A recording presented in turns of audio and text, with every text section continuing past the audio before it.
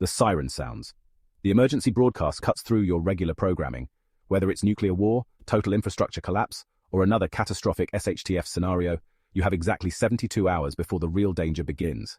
Not from the initial event itself, but from what comes after. And if you don't have these 7 critical items, statistically speaking, you won't make it past day 3. I'm going to show you exactly what separates survivors from casualties in those first crucial 72 hours, and why most people's emergency kits are basically death sentences. Let's dive in. First, let's destroy a dangerous myth. Most people think the initial blast, EMP or disaster, is what kills you. Wrong. In nuclear scenarios, immediate radiation and blast effects account for maybe 30% of casualties. The other 70%? They die in the following weeks from completely preventable causes. Here's what actually happens in those first 72 hours. Hour 1 to 6.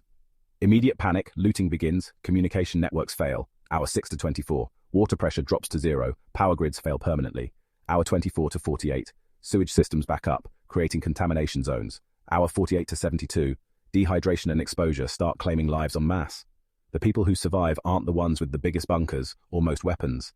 They're the ones who understood these 7 critical needs and prepared accordingly. Number 1. Water purification capability. Not water storage, purification. Here's why this matters. You can store water for 3 days, maybe a week if you're lucky. But what happens when that runs out? The municipal water supply is gone. The wells are contaminated. Even if you find water, it's likely carrying everything from bacteria to radioactive particles. The average person dies from dehydration in 3 to 5 days, but contaminated water can kill you in 24 hours through dysentery or cholera.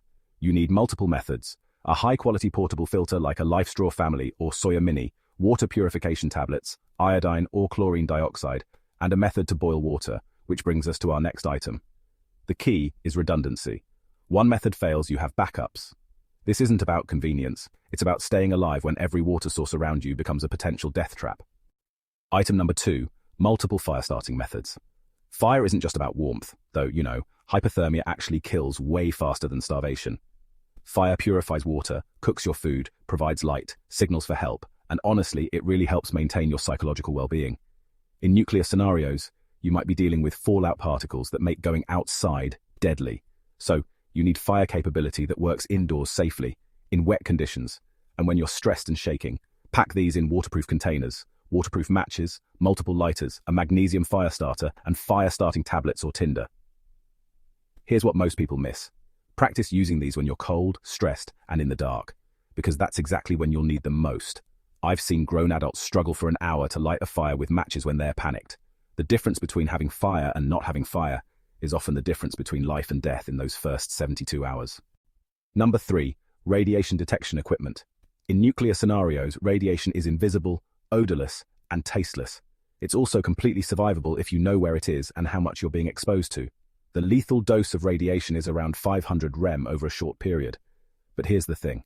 Radiation levels drop dramatically over time. What's deadly on day 1 might be perfectly safe on day 7.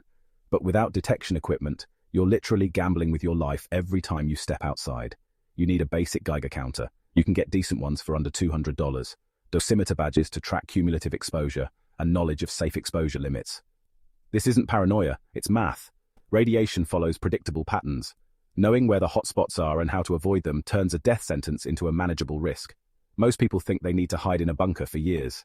Reality? In most scenarios, you need to shelter for 48 to 72 hours while radiation levels drop to manageable levels. Item 4. Comprehensive medical supplies, focused on trauma and infection. Forget the band-aids. In SHTF scenarios, you're dealing with cuts from broken glass, burns, dehydration, and infections. Small problems become fatal when there's no hospital to run to. Your medical kit needs antibiotics, if it's legally possible to obtain them, blood clotting agents like Quick Clot, suture materials and surgical tape, pain medication and fever reducers, antiseptic supplies, burn treatment, and diarrhea medication. This alone saves lives. Here's the critical part. You need basic medical knowledge. The best supplies in the world are useless if you don't know how to use them. Take a wilderness first aid course, learn basic wound care, and understand how to recognize and treat shock. In those first 72 hours, minor injuries that would normally require a quick ER visit can become life-threatening.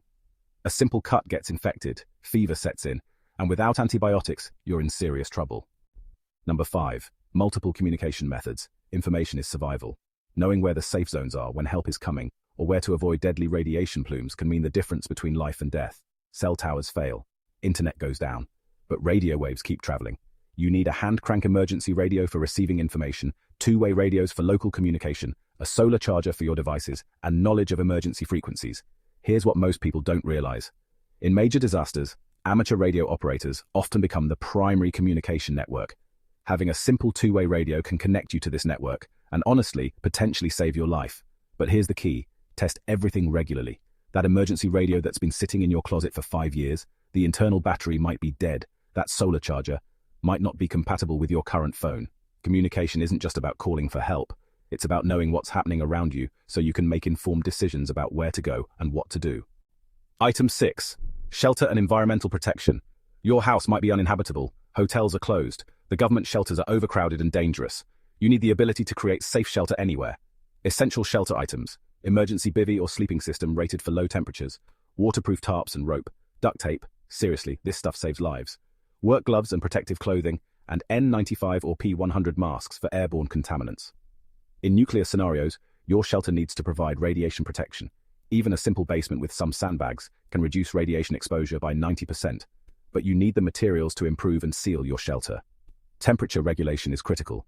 Hypothermia can kill in hours, not days. Heat exhaustion is equally dangerous. Your shelter system needs to keep you alive in whatever weather conditions exist during those critical first 72 hours. Most people think shelter is about comfort. It's not. It's about maintaining your core body temperature and protecting yourself from environmental hazards that can kill you faster than starvation. Item 7. High-energy, long-lasting food supplies. You won't starve in 72 hours, but you will become weak, unable to think clearly, and incapable of making the decisions that keep you alive. Your food needs to be calorie-dense. You need energy for stress and physical activity, have a long shelf life since there's no refrigeration available, and be ready to eat or require minimal preparation. Pack foods like military MREs, energy bars and nuts, canned goods with pull tops, and electrolyte replacement. But here's the crucial part. Calories aren't enough. You need foods that maintain blood sugar levels and provide sustained energy. The stress of survival situations burns calories at an incredible rate. Also, consider comfort foods. A piece of chocolate or coffee can provide psychological benefits that help you make better decisions under stress. Here's the hard truth. Most people won't make it through the first 72 hours of a major SHTF event. Not because they're weak or unprepared, but because they prepared for the wrong things. These 7 items, water purification, fire starting, radiation detection, medical supplies, communication, shelter, and high-energy food, address the actual causes of death in survival situations. The time to prepare is now, while these items are readily available, and while you can practice using them, because when the sirens sound, it's too late to learn. What's your survival plan? Let me know in the comments what you think is the most critical item, and subscribe for more real-world survival information that could save your life.